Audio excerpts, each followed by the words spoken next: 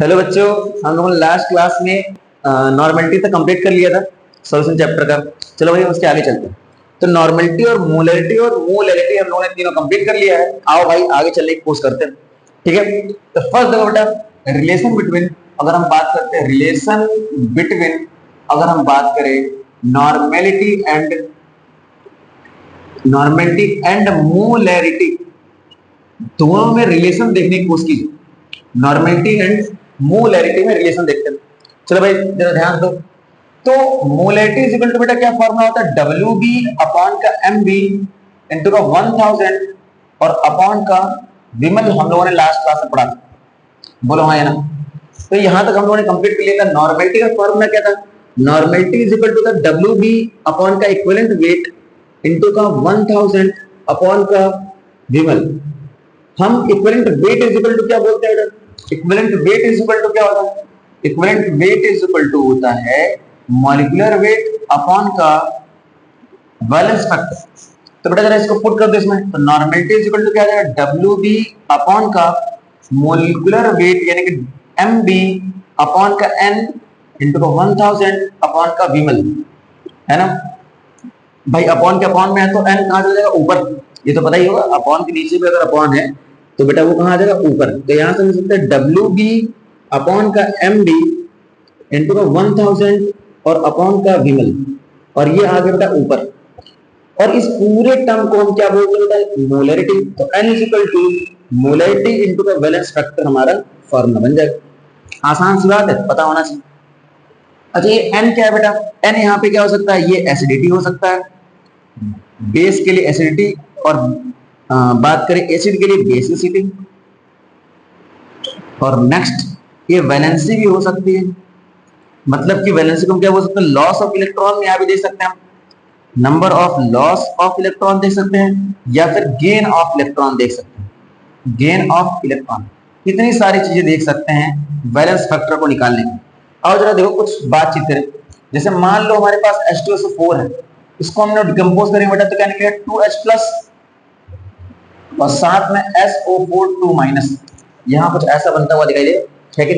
तो बेटा इसका वैलेंस फैक्टर क्या होगा, चूंकि यहाँ 2H प्लस आयन निकल रहा है तो N इज इक्वल टू 2। बोलो भाई, आसान सा मामला है। अगर बेटा हम HCl लेते हैं, HCl अगर टूटेगा तो क्या बनाएगा, H प्लस और साथ में बनाएगा Cl माइनस। अब यहाँ पर H प्लस की जो नंबर है वो 1 है, यानी कि ये एसिड है और इसकी बेसिसिटी 1 है, ये सिंगल H प्लस आयन दे रहा है, N इज इक्वल टू 1। अगर बेटा हमने ले लिया H3PO4 तो ये टूटेगा तो बेटा बनाएगा 3H प्लस और साथ में PO4 3 माइनस, तो N इज इक्वल टू कितना आएगा, 3। आसान सी बात है, कोई दिक्कत की बात तो है नहीं यहाँ तक। अगर मान लो बेस कोई ले लेते हैं, जैसे मान लो NaOH ले लिया बेटा, ये टूटेगा डिसोसिएट होकर बनाएगा Na प्लस और OH माइनस, यहाँ बैलेंस फैक्टर हो जाएगा 1, क्योंकि यहाँ पर एक OH माइनस आयन है कि सिंपल सा मामला है। देखो अगर मैं लेता हूँ MgOH का होल ट्वाइस, MgOH का होल ट्वाइस, ये डिसोसिएट होगा तो Mg+2 और साथ में आएगा 2OH minus, N is equal to 2। तो ये कुछ इस तरीके का मामला चलता है, आपको पता होना चाहिए, कोई दिक्कत की बात नहीं। तो यहां तक आप नोट कर लीजिए। एक क्वेश्चन हम बोलने की कोशिश करते हैं, जरा ध्यान दो बेटा। क्वेश्चन अगर हम लिखें, जैसे कि मान लो हमने लिखा 49% W/W, हम क्वेश्चन पूरा लिखते हैं। Find normality of 49% W upon V H2SO4 solution. H2SO4 solution है, इसकी हमें नॉर्मेलिटी फाइंड आउट करनी है। कैसे फाइंड आउट कर सकते हैं, तो बेटा इसको सॉल्व करने के लिए मैं ऊपर से स्पेस खाली करता हूं, आप जरा देखना इसको। जरा मैं ऊपर से स्पेस खाली करता हूं, आप इसको ध्यान से देखो, तब तक आप करने की कोशिश कर सकते हैं। वीडियो भी पॉज कर लो, आराम से कोशिश कर लो, फिर आप वापस ऑन करना है, ठीक है। तो ये मैंने रफ कर दिया है, देखो यहां से मैंने रफ कर दिया। देखो भाई 49% W/V का मतलब क्या है, अगर हम लिखते हैं 49% W upon V H2SO4 solution, इसका मतलब हमने बताया था कि it means 49 gram of H2SO4 dissolve in या प्रेजेंट इन कितने में बेटा, 100 ml ऑफ सॉल्यूशन। अच्छा ml क्यों लिया, ठीक है, अपॉन में V था देखो, लेकिन तो यहाँ से बेटा डब्ल्यू बी की जो वैल्यू आ गई वो 49। हाँ सर समझ में आ गया, 49 ग्राम हमने लिख लिया। बी एम एल कितना आ गया बेटा, बी एम एल ये आ गया 100 ml। ठीक है सर समझ में आ गया। मोलिकुलर वेट ऑफ सॉल्यूट जो होता है वो बेटा होता है 49, सॉरी मोलिकुलर वेट SO4 कितना होता है 98। अगर इसका इक्विवेलेंट वेट निकालते हैं तो बेटा ये होगा मोलिकुलर वेट अपॉन का वैलेंस फैक्टर, और मोलिकुलर वेट है 98 और अभी इसका वैलेंस फैक्टर निकाला था 2, तो ये आ गया बेटा 49। मतलब इक्विवेलेंट वेट भी हमारा 49 आ गया। बेटा फॉर्मूला था नॉर्मेलिटी इज इक्वल टू क्या होता है डब्ल्यू बी अपॉन का एम बी इंटू का 1000 अपॉन का, यहाँ में इक्विवेलेंट वेट लिख दो अच्छा लगेगा, ये निकालते रखे हैं वी एम एल। अब बताओ भाई सबकी वैल्यू पुट कर दो, सबकी वैल्यूज पुट कर लेते हैं। आप आराम से वीडियो पॉज करो, पुट करके सॉल्व कर लो, फिर देख लेना आंसर। तो यहाँ पर 49 अपॉन का 49 इंटू का 1000 अपॉन का 100, बेटा दो दो खत्म, 49 से 49 खत्म, तो 10 नॉर्मल आएगा आंसर। तो 10 नॉर्मल हम लिख देते हैं, कोई दिक्कत की बात नहीं। तो इसकी नॉर्मेलिटी आ गई 10n, कोई दिक्कत। तो आसान सा मामला था, बहुत बेसिक सा, कोई दिक्कत की बात नहीं। एक क्वेश्चन और सुनना बेटा, एक क्वेश्चन और देख लेते हैं। जैसे सपोज दैट हमें बोलना फाइंड नॉर्मेलिटी ऑफ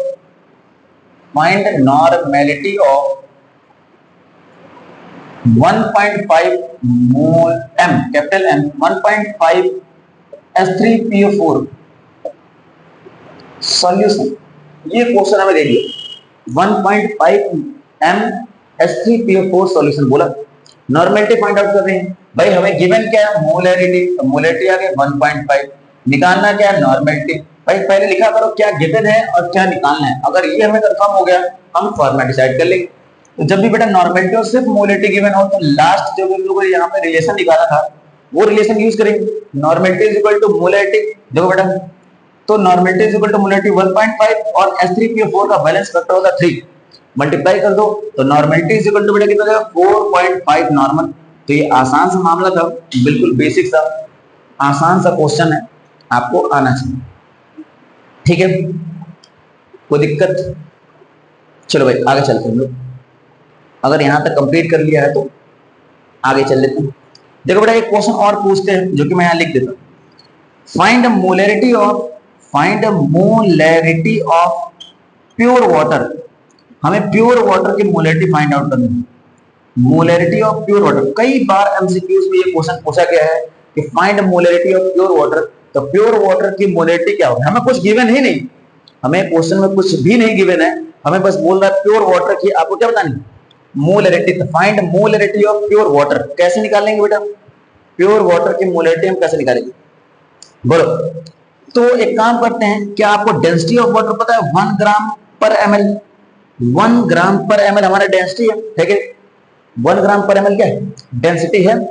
तो जरा सुनो, हम molarity is equal to number of moles of solute upon volume of solution लेते हैं, number of moles of solute upon volume of solution. माना कि जो वॉल्यूम हमने ले रखा 1 लीटर ले रखा, चलो तो 1 लीटर नीचे पुट कर दिया, number of moles of solute तो 1 लीटर में जो ग्राम होगा 1000 ग्राम, 1000 ग्राम अपॉन का डिवाइडेड बाय 18। भाई हमारा जो मॉलिक्यूलर वेट ऑफ सॉल्यूट कितना 18, तो बेटा ये कितना आ जाएगा यहाँ से, ये आ जाएगा 55.5।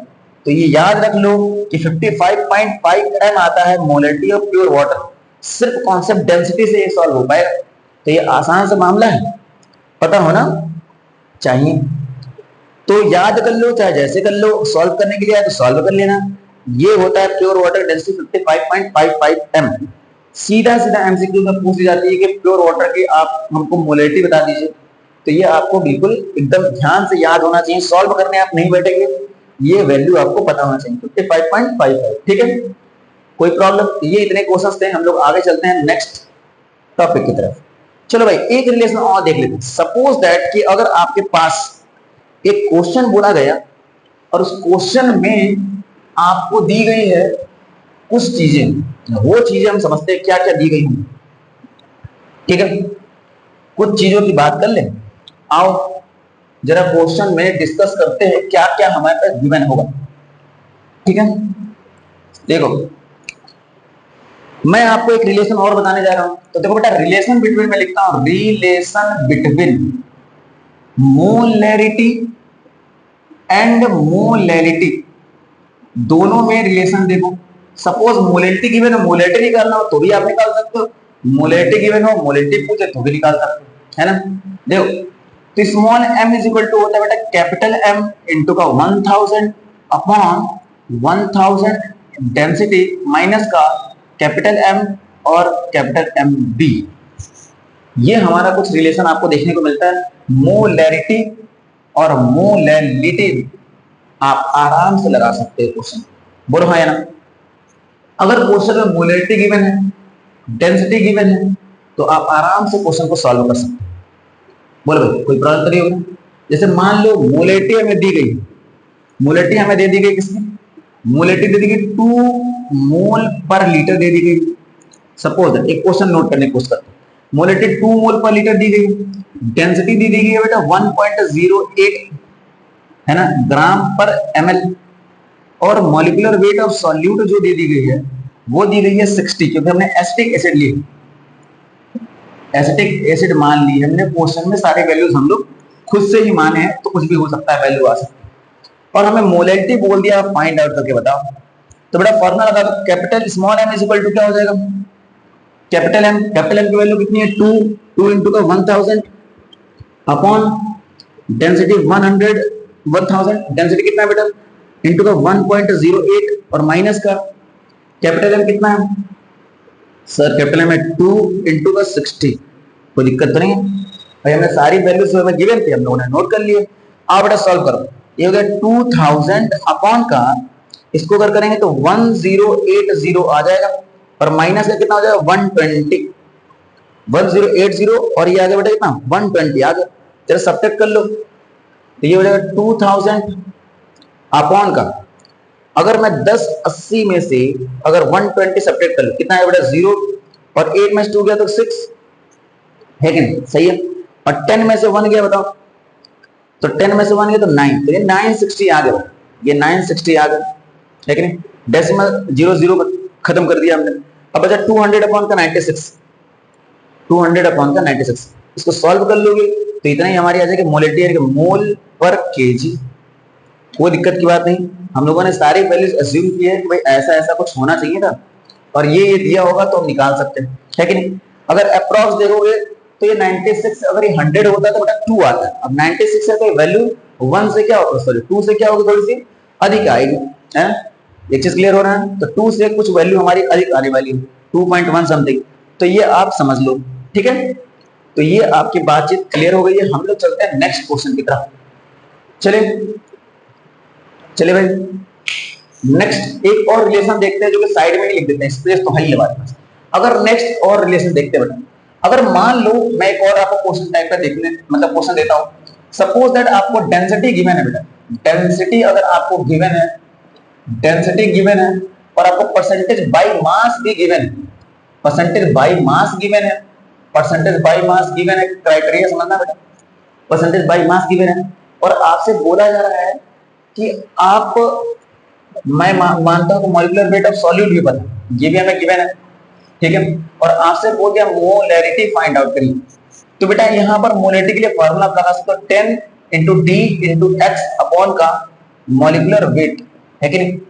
ये फार्मूला यहां पर अप्लाई हो जाएगा, है कि नहीं। यार डेंसिटी क्या है, डी फॉर ये डेंसिटी है, ये डेंसिटी ऑफ सॉल्यूशन है, डेंसिटी ऑफ सॉल्यूशन है।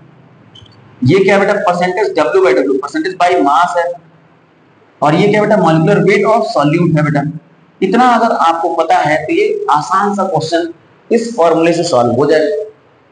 तो ये हम आपको टाइप ऑफ क्वेश्चंस बता रहे हैं कि इतने टाइप के क्वेश्चंस हम इजीली सॉल्व कर सकते हैं कुछ फॉर्मूले अप्लाई करके, है कि नहीं। और बेसिक्स तो आप समझे रहे हो भाई, जितने क्वेश्चंस हमने बताया जो फॉर्मूले वो बेसिक ही, बट अगर आप फास्ट कैलकुलेशन करना चाहते हो तो ये फॉर्मूले आपकी हेल्प करेंगे, जो कि क्वेश्चंस को फास्ट कैलकुलेट करने में हेल्प करेंगे, ठीक है। ये इजी सा मामला है, आपको पता होना चाहिए था, ठीक है। चलो अगर हम आगे करने की कोशिश करें, ठीक है। चलिए मान लो एक मैं क्वेश्चन आपको लिए डिजाइन करता हूं, एक इसी फॉर्मूले पर एक क्वेश्चन और हम लोग डिजाइन कर लेते हैं। एक क्वेश्चन मैं आपको देता हूं, देखो जैसे मान लो क्वेश्चन में आपका percentage by mass, percentage W by W यानी बाय मास गिवन है 98%, ठीक है। H2SO4 ले रखा है बेटा, H2SO4 सॉल्यूशन है हमारे पास, ठीक है, जिसकी डेंसिटी जो गिवन है, डेंसिटी जो हमारी गिवन है वो हम कितना ले लेते हैं बेटा, हमने ले लिया 1.87 ग्राम पर ml, हम अपने मन से मान, ठीक है। नेक्स्ट देखो बेटा मॉलिक्यूलर वेट बताइए, एमबी मॉलिक्यूलर वेट कितना होगा बेटा 98 है ना। नेक्स्ट आओ भाई, हमें बोला मोलेरिटी फाइंड आउट करके दिखाइए कि मोलेरिटी ऑफ सॉल्यूशन क्या हो, तो बताओ भाई m इज इक्वल टू क्या होगा 10 into D into x upon का मॉलिक्यूलर वेट, यहां से सब वैल्यू पुट कर दो, 10 1.87 इंटू का 98 अपॉन का 98 परसेंटेज में ही रखना है, इसमें कोई दिमाग नहीं लगाना कि भाई साहब हम इसको कुछ कर लें, तो यहां से बेटा हमारे क्या आ जाएगी 18.7 ग्राम सॉरी मोल पर लीटर, मोल पर लीटर आ जाएगी मोलेरिटी। आसान सी बात है कि बोलो, ये आसान सा मामला है, आपको समझ में आना चाहिए। दो क्वेश्चन हम लोगों ने ये और डिस्कस कर लिए। एक और सुनो बेटा, मोलेरिटी के साथ में नॉर्मेलिटी के लिए लिख लो, नॉर्मेलिटी अगर पूछी गई तो 10 into D into x upon का इक्विवेलेंट वेट रख लेना, सब कुछ सेम सेम है भाई, ये equivalent weight of solute, D for density और वो एक्स क्या परसेंटेज बाई मास में, तो ये भी आपको देखने को मिल जाएगा। चलो भाई हम लोग नेक्स्ट टॉपिक पर चलते हैं, अभी इसके कुछ क्वेश्चंस और हैं जो कि हम लोग लास्ट में डिस्कस करेंगे, टेंशन लेने की जरूरत नहीं है, हम लोग क्लास को आगे बढ़ाते हैं, ठीक है, और कोर्स करेंगे हम लोग नेक्स्ट क्लास में करेंगे। चलो भाई next topic solubility, next topic heading डालते हैं सॉल्युबिलिटी। आओ हम चलते हैं सॉल्युबिलिटी की तरफ, नेक्स्ट टॉपिक सॉल्युबिलिटी की तरफ चलते हैं, नेक्स्ट टॉपिक सॉल्युबिलिटी की तरफ चलें, सॉल्युबिलिटी की तरफ चलें, सॉल्युबिलिटी। देखो भाई सॉल्युबिलिटी की बात करते हैं, सॉल्युबिलिटी है क्या sir, ability to soluble, soluble होने की जो एबिलिटी है किसी सॉल्यूट का, उसी को हम बोलते हैं सॉल्युबिलिटी। तो जो मैक्सिमम अमाउंट ऑफ सॉल्यूट एक गिवन टेम्परेचर जो सॉल्युबल हो सकता है किसी सॉल्वेंट में, वही बेटा हमारा क्या कहलाता है सॉल्युबिलिटी। तो मैं लिखता हूं कि भाई किसी भी, जैसे मान लो 500 ग्राम हमने 500 ml हमने वाटर ले लिया, उसमें कितना अमाउंट ऑफ शुगर हम डिसॉल्व कर सकते हैं एट अ पर्टिकुलर टेम्परेचर और एट अ गिवन टेम्परेचर, तो उसको ही हम बोलेंगे उस सॉल्यूशन की सॉल्युबिलिटी, है कि नहीं। आओ बेटा सॉल्युबिलिटी क्या है, तो मैं लिखता हूं maximum amount of solute, maximum amount of solute that can B dissolve, that can B dissolve, that can B dissolve in a specific amount of specific volume लिख दे, specific volume of maximum amount of solute that can be dissolved in a specific volume of solution, है कि नहीं, specific volume of solution at a particular temperature, हमने बोला maximum amount of solute that can be dissolved in a specific volume of solvent, कर बेटा यहां solvent, solvent specific volume of solvent at a particular temperature is known as solubility. आसान सी बात है, कोई दिक्कत की बात नहीं। तो maximum amount of solute that can be dissolved in a specific volume of solvent at a particular temperature is known as solubility.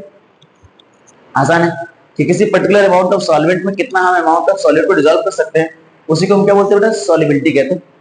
आसान सा मामला है, ठीक है। नेक्स्ट जरा ध्यान सुनो, अब हम बेटा फर्स्ट बातचीत करेंगे और सॉल्युबिलिटी किन किन बातों पर डिपेंड करती है। देखो बेटा देखो हम लिखते हैं solubility can be affected by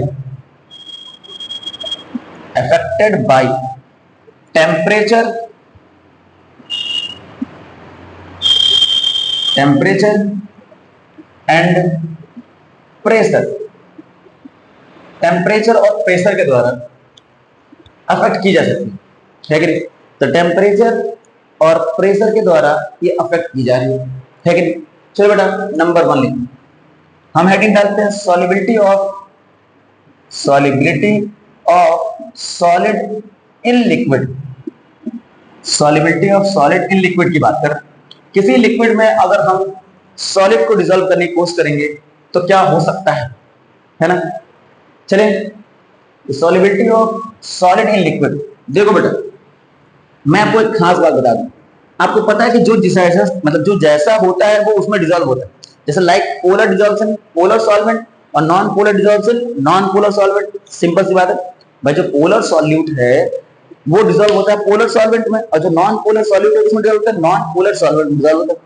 ठीक है, तो ये हम लोग कहानी बहुत पहले से पढ़ते आ रहे हैं कि जो जैसा है वो उसमें डिसॉल्व होता है। जैसे जैसे हम हैं वैसे हम दोस्त बनाएंगे, जैसे आप हो वैसे दोस्त बनाओगे। तो ये सारी बातचीत यहाँ से कनेक्टेड है। तो मैंने लिखा बेटा, देखो जरा सुनो, हमने बोला कि polar in dissolves in polar solute dissolves in polar solvent, polar solute dissolves in polar solvent, और non polar dissolves in and non polar dissolves in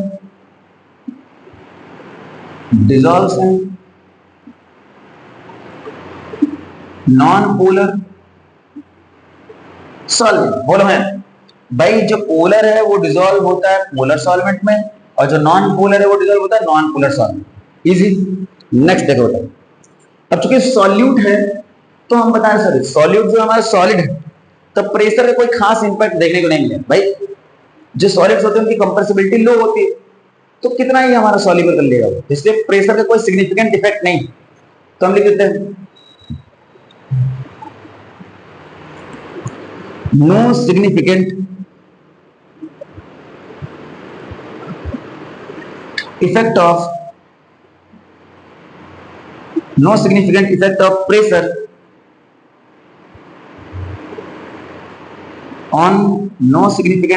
pressure on solubility।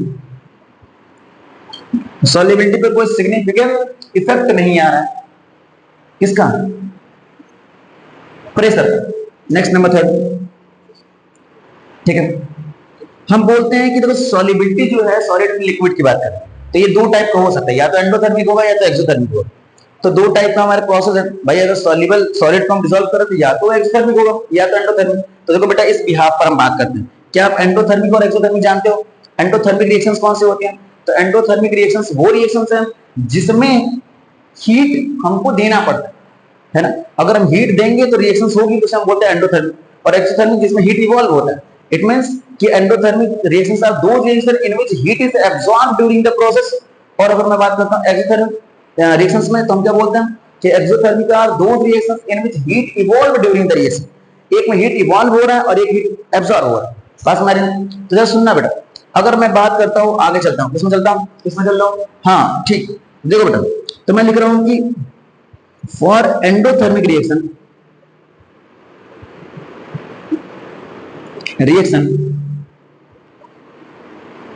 For endothermic reaction मतलब endothermic ही बोलते, for endothermic बस reaction क्या, for endothermic on increasing temperature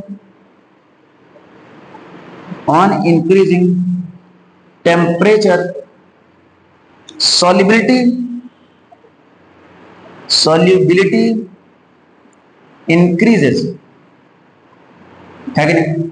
अगर हम बात कर रहे हैं सॉल्युबिलिटी बढ़ती है, अगर टेम्परेचर इंक्रीज करोगे तो सॉल्युबिलिटी क्या होगा बेटा, बढ़ेगी, आसान सी बात है। और हम नेक्स्ट फोर्थ लाइन बोल रहे हैं फॉर एक्सोथर्मिक क्या होगा, ऑन इंक्रीजिंग टेम्परेचर